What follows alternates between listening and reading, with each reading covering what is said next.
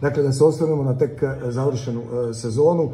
Zabok je ponovo imao, rekli smo, jednu uspješnu, mirnu sezonu. Ušli ste u doigravanje i ponovo je to bio klub koji je skidao trofeje onih velikih. Dakle, to je nešto što je već sada postao standard za vaš klub.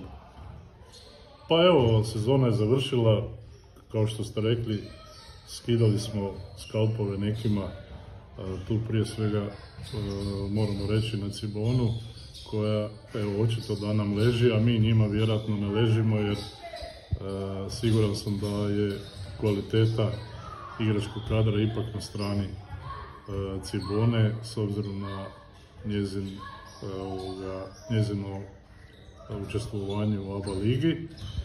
A inače smo imali prije 2 dana skupštinu kluba, pa smo također rezimirali ovo sve o čemu sad malo razgovaramo.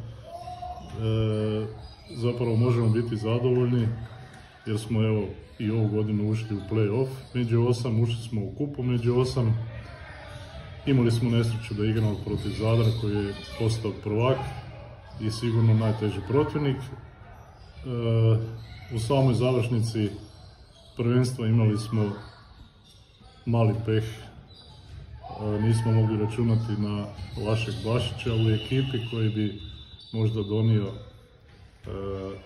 pobjedu recimo protiv Kvarnera koja je izgubljena na produžetak, zatim zadnje kolo Dinamo i tako dalje, međutim to je tako kako je, plakanja nema, dugova nema. Sa trenerom smo dogovorili nastavak još i prošlu godinu, ugovor na 2 godine, znači ostaje ono što smo ovu godinu, s čime ja nisam zadovoljan, ali nisam ni ja ni niko drugi na to mogao utjecati.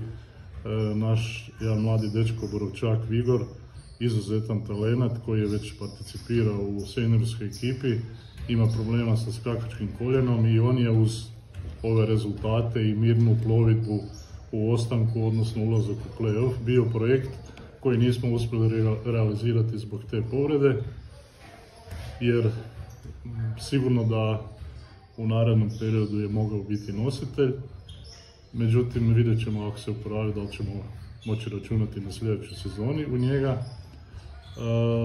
Za sve ostalo vrijeme leti, sezona je već nova na pragu, dogovaramo, slažemo ekipu i sve ostalo vezano za klub, financije, sponzore, planiramo sve ono što nas čeka u narednom periodu, već 16.8. krećemo s pripremom. Evo, već se neke u rosteru promjene događaju, ostali ste bez Dina Cinca, međutim i stigli su neke prve prinove. Ja dugo taj posao radim, još kao trener i direktor i sve ostalo, sad nisam trener. Mi nikad ne možemo nekome oteti igrača, niti možemo zadržati one koji žele otići. Iz jednog jedinog razloga, a to su financijski uvjeti.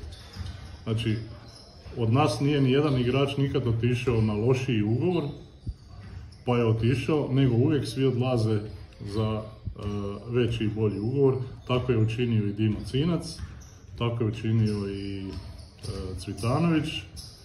Na strance tu ne računam, otišli su dalje trbuhom za kruhom. Ono što smo mogli dogovoriti smo dogovorili, što je u našim okvirima financijskih mogućnosti. To je sigurno značajno povećanje i značajna karika Uljarević. Uzeli smo jednog perspektivnog dečka Lisicu koji je bio u Brodu i dokazao se tamo, dobit će priliku. Imamo igrače koji su ostali, to je Rajčić, Črnjević, Lisic, Tomas, tako da nije baš da je kompletan remont. Tu je također još Nakić Vojnović koji je došao iz Dinama. Od prošle godine je ostao i Perkušić. Znači jedna okosnica već je složena za sada. Tražimo još poziciju 2, 4 i 5 koji bi trebali biti nositelji. S tim se nadamo da ćemo završiti roster. Teško da, ja bi vrlo rado, da ne moramo posezati za strancem, ali teško ćemo to izvesti, pogotovo na poziciji 5, jer jednostavno tih igrača nema. Kao što rade i svi drugi klubovi, tako smo prisiljeni i mi popuniti na takav način roster, jer hrvatskih igrača na toj poziciji jednostavno nema. Oni koji jesu su daleko iznad naših platežnih mogućnosti. Kad vas slušamo, stječemo dojam, s obzirom da već imate sliku rostera i mislim da je glavni zadatak koji ste obavili, a to je taj dvogodišnji ugovor i potvrda ostanka trenera Ivana Tomasa, da već sada imate jasno zacrtane ciljeve. S tim da treba naglasiti da prošle godine se pojavio jedan izradan cilj koji ste dobro odradili, a to je bila organizacija završnice kupa ovdje u vašoj dvorani.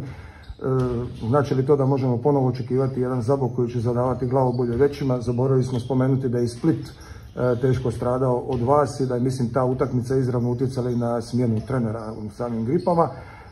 Možemo li ponovo očekivati Zabok koji će napasti doigravanje? Prvo bi se rekao par riječi oko te utakmice sa Splitom. Ponovno kažem, dugo to radim i kao trener. Znate, uvijek vam se desi u sezoni jedna utakmica gdje možda ne bi trebao niti trenirati cijeli tjedan, ali dođeš na utakmicu i sve je čudesno. Od pristupa, šuta, obrane, skokova, trčanja, kontri, sve ono što spada u jednu utakmicu i što sačinjava košarkašku igru. Tako je bila po meni i ta sa Splitom, jer da ta nije bila takva, tu je još možda bila sa Kvarnerom doma, isto takva utakmica. Da to nije tako, onda mi sljedeće kolo u Dubravi ne bi bili za neprepoznati i kao da nismo došli na utakmicu. Tako da, kad imaš neku kvalitetu ekipe, onda se desi takva utakmica, jedna, dvije u sezoni i to je tako. Ne treba ni trenera na toj utakmici, ali ne stavljam ja manju važnost na trenera. Njegov posao je dobar, studiozno svemu pristupa, priprema i sve, on to dobro napravio, naravno i dobili smo jednu takvu utakmicu. A ovo što se tiče što očekivati sljedeću sezonu, ja sam nabrojao sad 8-9 igrača s nekakvim našim juniorom koji će još biti tu, da smo negdje na 13 igrača. Ja još ne znam druge ekipe, nigdje nisam pročitao, Alkar doveo Karamarka, ne znam šta je s Dinamo, šta je Samoborom, ali došao je Cinac od nas, Kvarner imao fantastičnu ekipu. Dinamo se pojačao s igračem od vas. I Dinamo se pojačao s igračem od nas i tako dalje. Ali daleko još do završetka rostera gdje će onda to biti na vagi ko će šta moći i tako dalje. Ali mi ovo što smo napravili je negdje u nekakvim okvirima naših mogućnosti gdje mislimo da smo tu negdje, ako će biti svi zdravi, negdje oko sredine tablice, da se borimo tu, da zasmetamo malo ovim velikim i jakima, a da opet nismo među slabijim ekipama koje se grčevito bore za opstanak. Mislim da ne bi trebali, ali velim, to je samo mišljenje za sad. Treba biti oprezan i vidjeti kakvi će rosteri biti od drugih ekipa. Vi ćete mi pomoći, vi ste sve funkcije obavljali u Zaboku i u hrvatskoj košarci i sigurno ćete mi dati preciznu sliku zašto je to tako. Naprimjer, imamo Alkar koji se uvijek grčevito bori za ostanak. Ove godine su napravili nekoliko senzacionalnih rezultata, na kraju su bili 7. imali su jednu mirniju sezonu. Međutim, Zabok već godinama ima te mirne sezone, nema šokova, nema borbe za ostanak, jako rijetko se dolazite u situaciju da vam visi mač iznad glave. Je li to odraz samo rada unutar slačionice na parketu ili ipak u pitanju jedna politika dugoročna koja se vodi, koja, moj dojam je se stječe, Zabok se pokriva sa onoliko dugačkom dekom koju ima i tako krene u sve to i onda se stvori jedno, ja bih rekao, obiteljsko okruženje u kojem funkcionirate? Pa je. Ovo na kraju što ste rekli je prva točka i najvažnija. Pokrivamo se s onim što imamo. i tako funkcioniramo, jer ja vjerujem da nitko nije nikada čuo da je u Zaboku netko otpustio jer ga nije, ili je otišao jer nije plaćen, da je na arbitražu i jedan igrač bio od 2007. od kad smo ušli u prvu ligu, kad sam ja uveo klub u prvu ligu, sada je to 18 godina, to nije 1,5 godina, nego 18, blizu 20.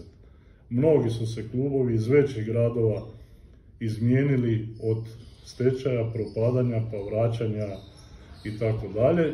Mi smo još uvijek tu bez jedne mrlje, pogotovo u ovom dijelu. Bili smo i prije 2 godine kad je bio trener Kujundžić sa Kaštelama u kvalifikacijskoj utakmici kad smo bili predzadnji. Naravno da ostali smo u ligi, ali kad igraš kvalifikacijsku utakmicu znači da nisi daleko od ponora. I to treba reći jasno. Bili smo i prošlu godinu 6. pa to je isto jedan ekstra veliki rezultat.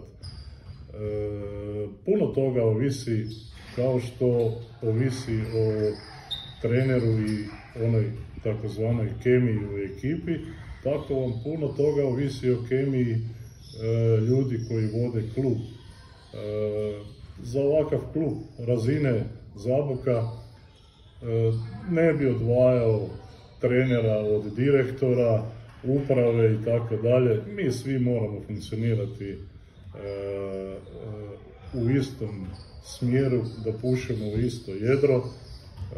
Trener je vrlo važan i njegove su zasluge velike za rezultate, ali ono pravilo koje uvijek vrijedi i vrijedit će nepisano, kad se pobjeđuje, onda je ekipa fenomenalna, imamo sjajne igrače, sve smo super napravili, a kad se gubi, trener je kriv, izgubili smo, koga drugoga kriviti i tako.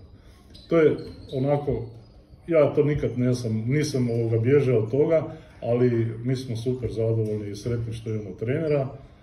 Tomasa tu koji zaista radi dobar posao i njega smo upravo htjeli, da se tako izrazim, iskoristiti za tog našeg talenta Vigora, kojem je i on jako bio sklon, a poznato je da on dosta tih mladih igrača lansira u orbitu košarkašku i trebamo i takav roster imati gdje ima po jednog, dva.